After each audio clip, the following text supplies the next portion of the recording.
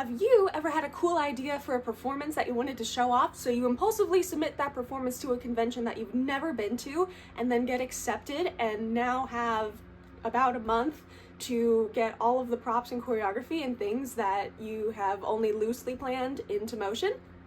Nah? Just me? So basically, I'm performing in my Jinx cosplay soon.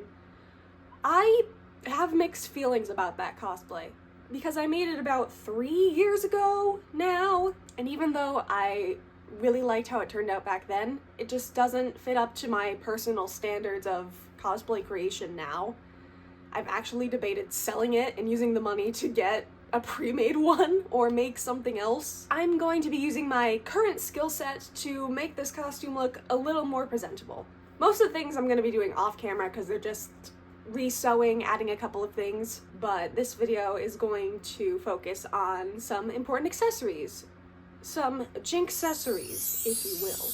I need a couple of things for this performance, but the focus of today's video is a prop gun and a pocket for storage. That doesn't have anything to do with the performance, I just would like this costume to have a pocket. Quick and easy, doesn't have to be 100% perfect, they just gotta look good from on stage. So, let's go.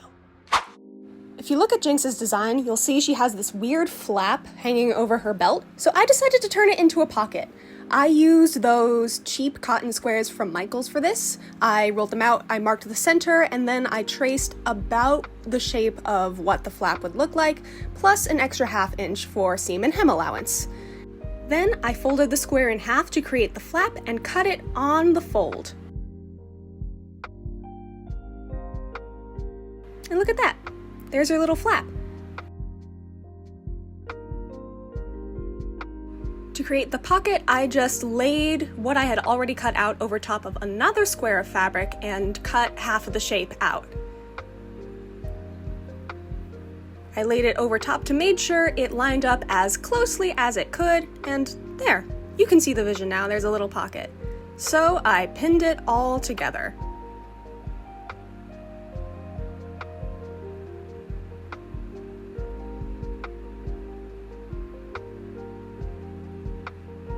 Once everything was pinned in place and I had enough room to put things into the pocket, I put it onto my sewing machine and just let it rip.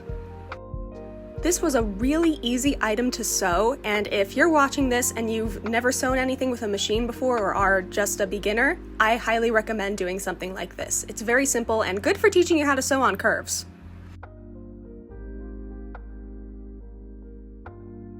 Once everything was together, I ironed out all of the wrinkles and made sure the seams at the bottoms were laying flat. I did this on both sides to make the cotton look as smooth as possible, and I also folded down the flap and ironed over to make a crease there. I don't know, it just looked cleaner that way. I don't know if it was necessary, but to me it was. Also on that flap, I added some iron-on hem tape to make the edges look just a little bit cleaner.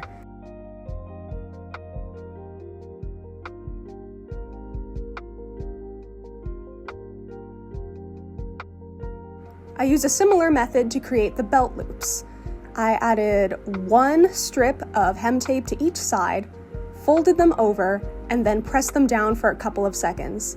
I did this on both sides, and this was a lot cleaner than the inside of the bag, probably because it was a straight line.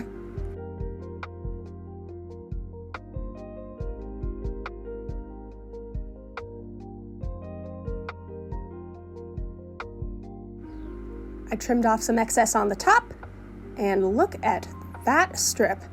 All I had to do was fold it in half to make 2 separate strips, and they were ready to be attached to the bag. I sewed these on by hand because there really was no way to sandwich this under the machine without accidentally sewing something that shouldn't have been attached to that area. I probably should have added these before I attached the pocket to the base, but you live, you learn. It still turned out very nice looking and very sturdy though.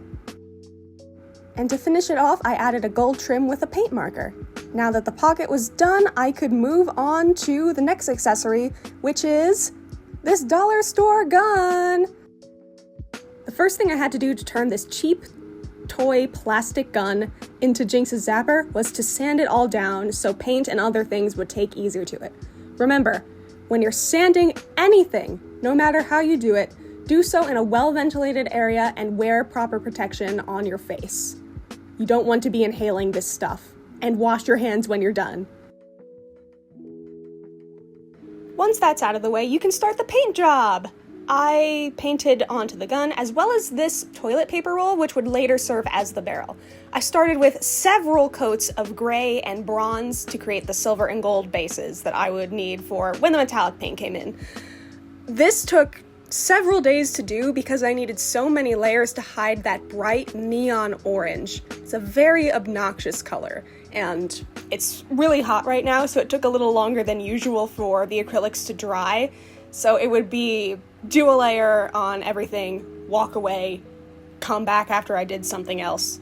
Also, that burnt sienna paint on the barrel smelled really bad, so I would have to take breaks just so I could breathe regular oxygen again. I don't recommend that brand of paint at all. Whatever it is, I forget. Then I added the silver or gold wash, depending on what color I had painted the parts of the gun. I don't have a lot to say here, but I do have a lot of good footage where you can see how shiny it is, so enjoy me painting.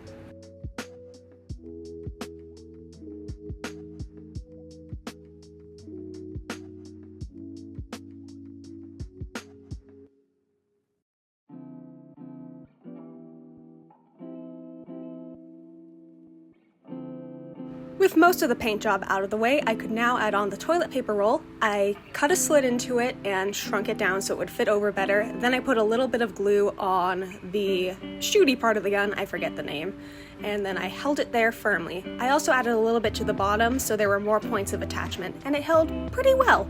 The gold detailing was made with strips of craft foam and a gold paint marker.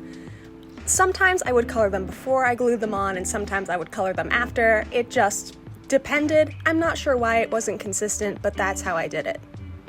Then I broke out All Reliable and gave each piece a good old slathering of hot glue and tightly wrapped it around the places where I want to go. Some of the top stuff I just kind of smushed on there. It isn't in perfect alignment, but it was close enough. And then I remembered I had to snap the ammo thingy back into place and, No! Come on! After fixing that mishap, I moved on to the grip. I took a thinner strip of EVA foam, glued one end down to the handle of the gun, wrapped it around, trimmed it off, glued that end down, and then painted it in a thick coat of brown to look a little more like leather than foam. The graffiti and decorations were done with paint markers and actual paint in some places where the colors I didn't own in paint markers. I just kind of went ham. I didn't really have a reference. I just knew there was that one little thingy on the side and a bunch of drops of paint, so I freestyled it. As I have said in previous Jinx-related videos, it's allowed to be messy and chaotic.